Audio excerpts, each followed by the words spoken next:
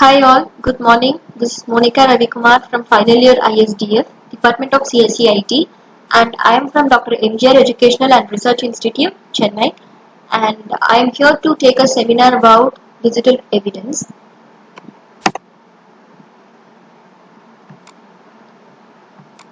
My topic is on security of digital evidence. So here are few pictures related to security of digital evidence. This is nothing but a chain of custody form. You will be getting to know what is chain of custody in my further slides. And these are few pictures related to this security of evidence, nothing much.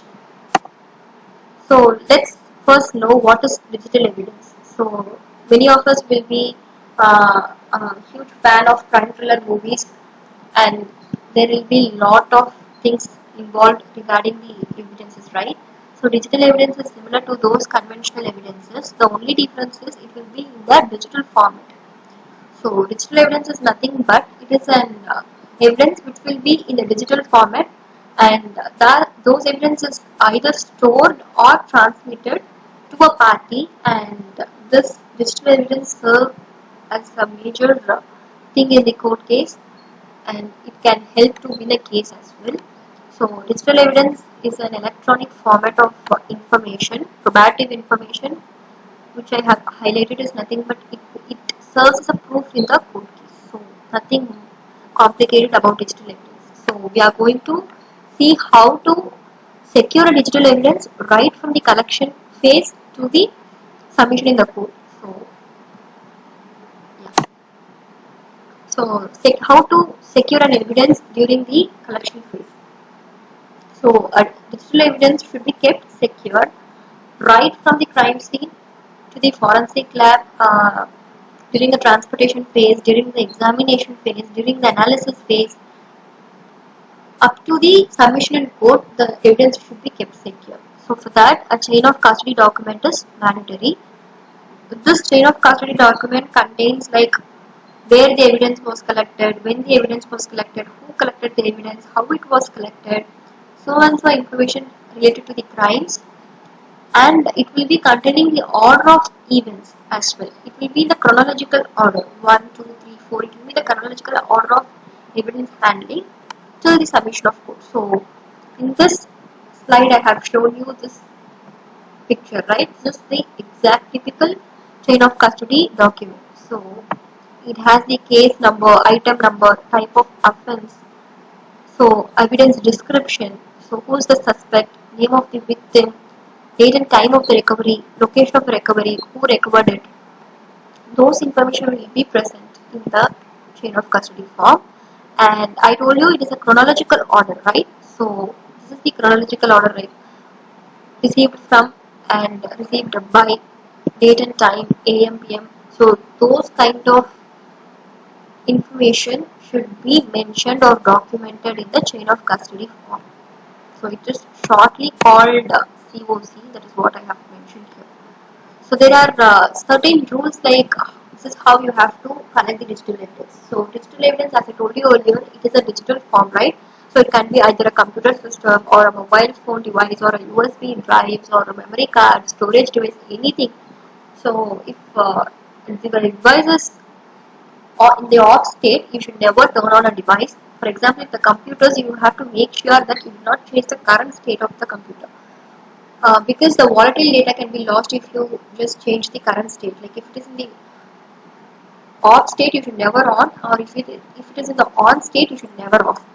So we should keep this in mind before collecting the digital evidence.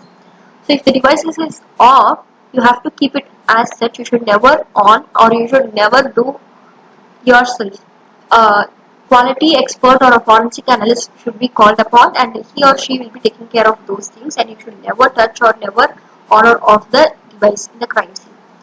And if the device is in the low battery state or if it is not charged, you should never try to charge it because it can remotely help the criminal to wipe or override the data from the remote areas. Okay, so you should never touch the device if it is not charged. Leave it, do not charge it.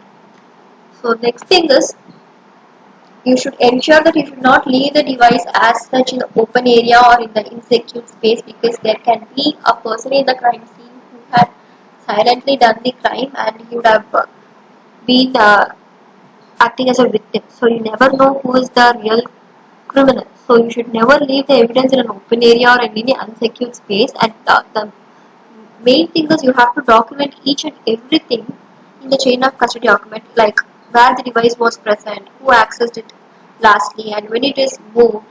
So and so data has to be documented and mentioned it clearly. And you should never plug in anything, like you should never plug earphones or charger cables or memory cards, USB thumb drives or any other storage media in the collected evidence or the devices in the crime scene. So if you do that, the data could be easily lost and you have no idea of doing that, and it will be a total waste. And you should never open any application. So we have this bad habit of opening any phone which is on the roadside or in a crime scene. You'll be just taking it and you'll be just casually go up, opening all the pictures or applications or files. Being a forensic expert or forensic team member, you should never do that. You should not open any application files or pictures on the device, because you will not know, you never know, unintentionally you can lose the data or you may overwrite it. So don't do that, and do not copy anything to any device, or you should not copy anything from that particular collected device.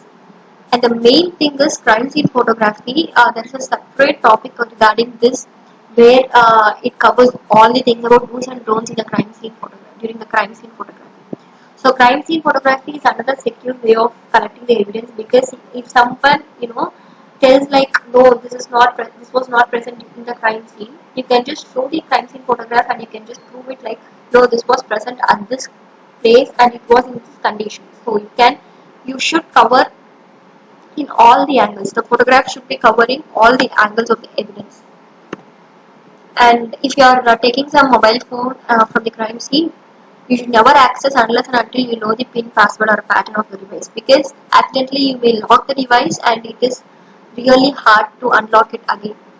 And you have to label all the connection ends, like USB, the earphone jack or charger plug point jack. Those kind of connection ends should be labeled so that you can allow it for reassembly if needed in the future. Also, you have to collect not only the electronic devices like mobile phones or those kind of computers. You have to collect the supporting devices, supporting things like cables, keyboards, monitors present in the crime scene. Whatever it is present, you have to neatly label everything and you have to collect it, including the instruction manuals, because there might be some useful instructions for accessing something related to the device. So you have to collect each and everything in the crime scene, like documentation and notes. Sometimes there will be some, the dustbin where paper will be crushed, or something. You have to collect each of bits and pieces of the information from the crime scene, like paper, pen, etc. Because you will never know, there will be some passwords or any kind of credential information or sensitive information present in those kind of things. So you have to collect each and everything from the crime scene. So now that we have collected the evidence, now next we have to transport it to the forensic lab, where the digital forensic experts will be analyzing the evidence and submitting it to the court. So during their transportation, there are certain rules which should be followed for maintaining the security of evidence. So first thing is, you have to keep your electronic device or the collected evidence away from the magnetic sources. For example, radio transmitters, speakers, magnets, heated seats, which can really disturb the information present in the digital evidence. So to protect the evidence from extremes in temperature, you have to keep it away from the magnetic sources.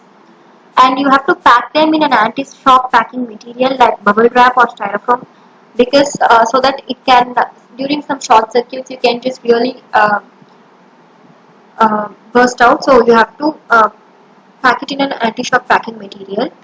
And as I mentioned earlier, a chain of custody should be maintained during the transportation phase also. And you have to place all the magnetic media in an anti-static packaging so as to prevent it from the signals or any kind of communication.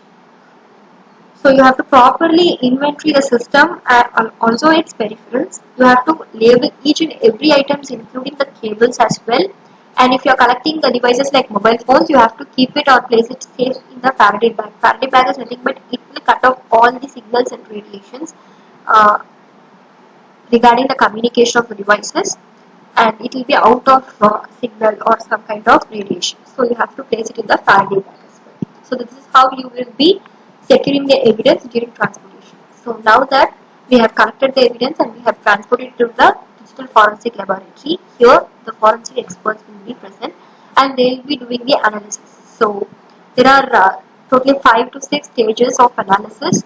So let's get to know one by one. The first thing, the first stage that the forensic analyst do is they try to prevent contamination. So they will not be doing anything in the original copy. They will be creating a working copy, and this working copy of the uh, original evidence will be stored in an storage media, and from that they will be analyzing the evidence. So basically why do we do this is because we have to preserve the integrity of the original evidence, because we have to submit it in the court and prove it, right? So you should never touch the original copy or original device. You have to make it a forensic duplicate and you have to work it only on the forensic duplicate. So for this, a bit by bit copy, which is called forensic imaging, will be done, and it will be stored in a clean storage media. So clean storage media forensically, it means it should be forensically wiped. So being a forensic expert, we should never use already something stored storage media should never be used for a new case, or any old case storage media should not be used for a new case. For every case, the storage media, if it is reusable, you have to forensically wipe it. Forensically wiping means it removes all the content which is known and unknown from the media, and it will be like a new storage device with zero memory used. So in that we have to store the forensic image duplicate, that is the bit by bit copy of the original evidence.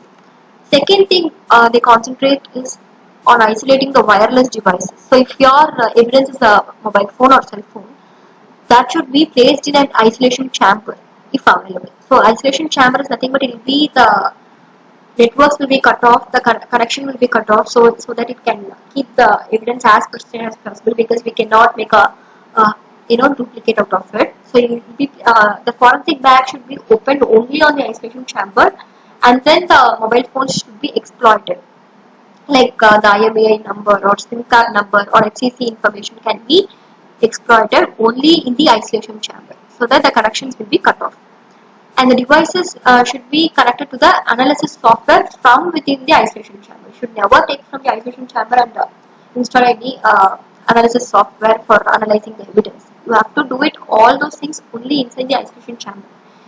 Suppose if the agency does not have an isolation chamber, a Faraday bag can be used, no problem. But the only thing is you should never switch off the mobile phone. You can put it in the airplane mode and you can do the needful.